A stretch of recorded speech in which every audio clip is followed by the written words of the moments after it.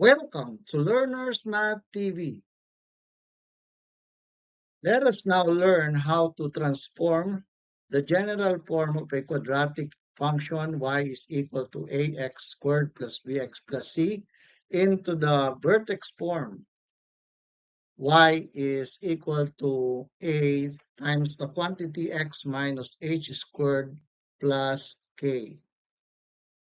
Para sa ating unang example, we have y is equal to x squared plus 2x minus 8. So, ang gagawin lang natin dyan, okay, gaya nung ginagawa natin doon sa solving quadratic equation by completing the square method. So, para mas makarelate ka sa lesson na ito, maaari mong balikan yung mga video lesson na nasa description ng link. Okay, pakitignan na lang sa ating description yung link ng video lesson na prerequisite para sa lesson na ito bago mo ito ipagpatuloy para mas maging madali sa iyo. Okay, so ang kasunod niyan, kunin natin yung number na kung saan magiging perfect square trinomial siya. So that is 2 divided by 2, it is equal to 1. And then i-square mo yung quotient na 1, 1 squared is equal to 1. So 1 yung idadagdag mo dyan sa part na ito dun sa kabila. Okay? Just to maintain the value of this equality. Yeah. Kasi siyempre, you added 1, kaya kailangan mag-subtract ka dun ng 1. Diba? Para ma-maintain mo yung value. Okay, so then after that, pwede mo na ngayong express itong part na ito as a square of binomial. Okay? So kung medyo hindi ka familiar doon, nasa description din ng link para doon sa special product, yung square of binomial, which is kabaliktaran nito. Ito naman, ito yung ating pinaka-product, express natin siya as square of binomial. So ang value niyan ay magiging, okay, itong x squared plus 2x plus 1 ay magiging quantity x plus 1 squared. Tapos itong negative 8 minus 1 ay magiging negative 9. So kung mapapansin ninyo dito sa ating vertex form, itong 1 dito is the value of h and 9 is the value of k. Okay, lagi natin tatandaan in getting the value of h and k. So ito yung ating h, ibig sabihin ito yan. Kapag positive ito, kapag plus ito, it must be negative 1. Tapos ito, kung minus ito, so that is negative 9. Or kung plus yan, that is positive 9. Hindi mababago. Dito lang tayo magkakaroon ng variation. Okay, kapag plus yan, magiging minus 1. Bakit nagkakaganon? Bakit nagbabago? Okay, kung titignan kasi natin, if we're going to plug in this negative 1 as the value of our h dito sa ating vertex form ng quadratic function, ayan ang mangyayari dyan, di ba? X minus a negative 1. So a negative, di ba may 1 yan dyan, may invisible 1 dyan. A negative 1 times a negative 1 is a positive 1. Di ba? Kaya, ang mangyayari dyan, ang talagang final vertex form mo ay ito. Ayan. X, quantity x plus 1 squared minus 9. Okay, kaya ganun ang nangyayari. Kaya kapag plus yan, ang value ng h mo ay minus 1. Hindi positive 1. That is negative 1. So, tatandaan lagi yan para wag magkamali. Now, bakit ba natin itinatransform sa vertex form, yung general form ng quadratic function? And that is to determine kung nasaan ang location ng vertex nang mas madali. Mas madali kasi nating makikita yung location ng vertex ng graph ng quadratic function o ng parabola kapag alam natin at nakikita agad natin yung value ng h and k. And that is kapag ito ay na-transform natin sa vertex form. Kagaya bawa nito, nung makita natin yung vertex, yung x and k, nasa negative 1 at negative 9, masasabi natin na kung ating igagraph siya, ilalagay natin agad dito. So, nandito na agad yung location ng vertex. Nasa -1 ang x at -9 ang y. So, ganun kahalaga na alam natin kung paano mag-transform ng quadratic function from general form to vertex form. Okay ngayon, para ma-enhance naman yung ating skills about this, let us have this example number 2. Okay, anong gagawin? Ayan. So, etong 1, ilabas natin ang parenthesis, tapos itong part na to ay gawin nating perfect square trinomial. Again, okay, 1 ang idadagdag natin just parehas kasi 2 divided by 2 is equal to 1 and then 1 squared is equal to 1. That is how to find out kung ano yung idadagdag dito. Dito at saka doon. Okay, so ngayon express na natin yan as a square of binomial. Itong part na to. So itong part na to ay magiging quantity x minus 1 squared. Kasi ito naman, 1 minus 1 is equal to 0. So therefore, ang ating vertex form ay simply y is equal to quantity x minus 1 squared. So kung tatanungin ka kung nasaan yung ating vertex, yan ay nasa location 1 and 0. Okay, ang k natin dito ay 0. Okay, wala yun, 0 siya. So hindi na natin ilagay. To simplify that, ito yung ating vertex form. Now let us continue example number 3. Okay, para mas marami tayong example. Okay, dito naman, ang gagawin natin dito dahil ang ating value ng a ay greater than 1, so ilabas natin yung 2 rito, and then 2x squared divided by 2, so x squared ang matira dyan, then negative 12x divided by 2, that is negative 6x. Tapos itong 20, labas muna natin doon sa parenthesis, lagay natin dito, and then let us make this expression as a perfect square trinomial. So ang gagawin natin dyan, divide natin sa 2 itong numerical coefficient ng linear term. 6 divided by 2 is equal to 3. And then 3 squared is equal to 9. So ibig sabihin, 9 yung idadagdag natin dyan. Okay, tapos dito ay 18. Bakit naman naging minus 18 dito? Because this 9 is affected by the value of a. 2. That is 2 times 9 is equal to 18. So huwag kakalimutan yan, marami nagkakamali dyan, nag-add ng 9 dito. Pagdating dito ay hindi siya nag-multiply kung ano yung nasa labas. Yung kanina mga example kasi natin, ang ating value ng a ay 1 lang. Kaya hindi nagbabago yan. Pero ito, ang value ng a kasi natin ay 2. Kaya 2 times 9 is equal to 18. Kaya magmaminus tayo dyan ng 18. So now, to continue, ito ay transform na natin as a square of binomial. So magiging quantity x minus 3 squared na yan, 10 plus 2. Because 20 minus 18 is equal to 2. So yan na yung ating vertex form.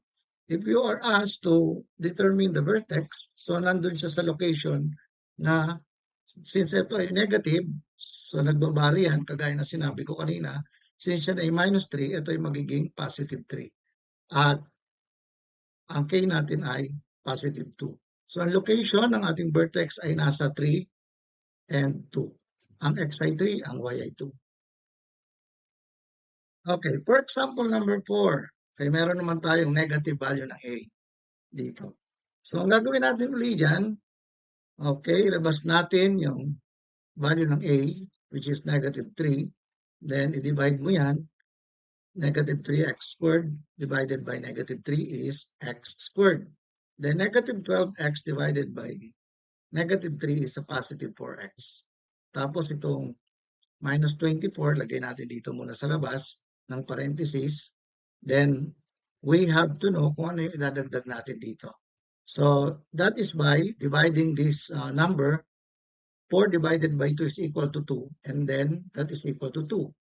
Then 2 squared is equal to 4. So kaya 4 ang idadagdag natin dito. So since ito ay affected nitong value ng a na negative 3, we are going to multiply that. Negative 3 times a positive 4, that is negative 12. Kaya ang idadagdag natin dito ay, or ang ating susubtract dito ay negative 12. Ayan. So, ang mangyayari dyan ngayon ay ganito. Ayan. Negative 3, quantity x squared plus 4x plus 4 then negative 24 magiging plus 12. Ito yun. A negative times a negative is a positive. So, finally, kung ating ita-transform ito as a square root binomial, magiging x plus 2 squared or quantity x plus 2 squared. So finally, ang ating vertex form ay y is equal to negative 3 times the quantity x plus 2 squared minus 12. So now, ano ba ang vertex natin? Nasaan ang location ng vertex? Nandun sa, so since ito ay positive, plus 2 yan, so gaya ng sinabi ko kanina, pag positive yan, ito ay negative. So negative 2 tapos this is negative 12. That is the location of our vertex. O gaya ng sinasabi ko, di ba? Laging tatandaan, sa math, hindi pa pwedeng nanonood ka lang. So maaari mong i-try ito bago mo ituloy ang video lesson. Pwede mong i-post. Tapos later on, i-check mo kung nakuha mo yung tamang sagot. Okay, let us continue. So, ang gagawin natin dito, okay, yung 30, lagay natin muna sa labas ng parenthesis. Kunin muna natin itong quadratic and linear term. So, wala naman siyang value ng a dito, kundi 1 lang. Okay?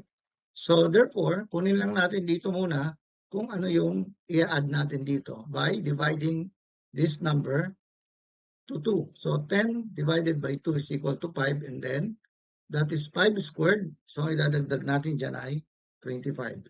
Tapos, dito naman sa kabila, of course, we have to subtract 25. So, finally, okay, if we transform this as a square root binomial, magiging quantity x minus 5 squared plus 5. So, ang ating vertex form ngayon, finally is, ayan, ito na yung ating vertex form. Ngayon, nasaan ang location ng ating vertex? Ayan, nandito sa, okay, ang x ay 5, yan ang ating coordinates, at ang y ay 5. O ito, try mo uli. Ayan, try mo. Okay, so i-post mo muna uli at isolve. Okay, pagkatapos, makikita mo later on. Okay, tignan natin kung tama ang iyong ginawa. Okay, so, etong 4, labas muli, ayan, yung A, value ng A ay 4. Tapos ang matitira dyan ay 4x squared divided by 4, ito na lang. Tapos negative 8x divided by 4 is negative 2x. Plus, so anong number ilalagay natin dyan? At dito. Kasi itong negative 3, labas mo dyan. Okay, so 2 divided by 2 is 1. So 1 squared is equal to 1. Kaya 1 lang ang ilalagay natin dyan. Ayan. Tapos dito naman ay minus 4. Bakit? Because 1 is affected by the value of A here. 4. 4 times 1 is equal to 4. Kaya nagkaganon. Okay, to continue, finally, ito ngayon ay pag in-express mo sa square root binomial, magiging quantity x minus 1 squared. And that is negative 3 minus 4 is negative 7. Okay, so ayan ngayon ang ating vertex form. So the vertex location is at ang x ay 1 at ang y ay negative 7. That is our vertex. Okay, location. Okay, eto naman. Maaari mo uling subukan. Practice lang talaga kailangan dyan. Okay? Para makuha natin. Para magkaroon ka ng skills. Okay. So, yan. Yung negative 2, labas natin uli. Check natin kung tama yung ginawa mo pagkatapos mo kaninang i-post. Okay. So, ayan na. So, negative 2x squared divided by negative 2 is x squared. Tapos 24x divided by negative 2 is negative 12x. Okay, tapos, gagawin mo, divide mo ito sa 2. Okay, that is 6, right? And then 6 squared is equal to 36. Ayan. So, dito naman, magiging negative 72. Why? 36 is affected by the value of A, which is negative 2. Negative 2 times 36 is negative 72. Kaya mangyayari dyan dito ay, ayan, itong negative times sa negative is a positive. Magiging positive 72. Tapos kinopya lang muna natin. Then, now we're going to finalize our answer. So y now is equal to -2 quantity x minus 6 squared.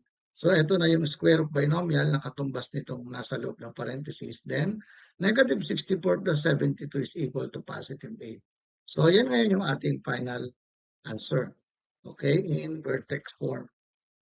Okay, so ang location ng vertex natin ngayon ay makikita natin sa value ng ating h and k. Ibig sabihin, pag inilagay mo siya sa Cartesian coordinate system, okay, pag i-green up natin siya, ang location ng vertex ng ating parabola ay makikita natin sa, okay, since ito ay minus, so ibig sabihin positive ang ating x at ang ating y ay 8. So it means to say, diyan natin makikita yung location ng ating vertex. Ito naman example number 8 ay medyo challenging. So, mapapansin niyo dito, ang etong yellow line na ito ay ilagay ko sa medyo mas mababa kasi ang gagawin natin dyan ay fraction. So, bakit naging 9/4? Kasi if we're going to divide 3 by 2, it is not divisible by 2, di ba? So, 3 halves, ang mangyayari dyan, 3 halves squared or 3/2 squared is equal to 9/4.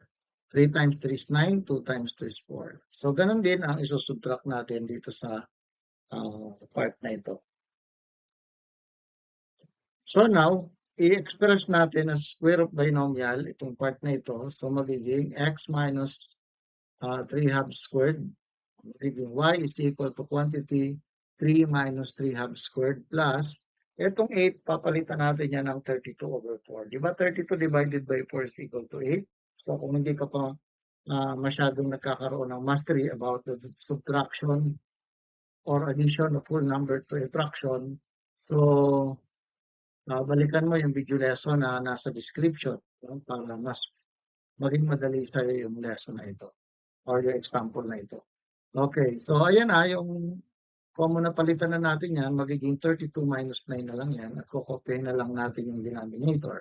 So ang magiging kasunod niyan ay y is equal to quantity x minus 3 halves squared plus itong 32 minus 9 ay 23/4 na. Tapos, to finalize that, maaari natin itong gawing mixed number. Okay?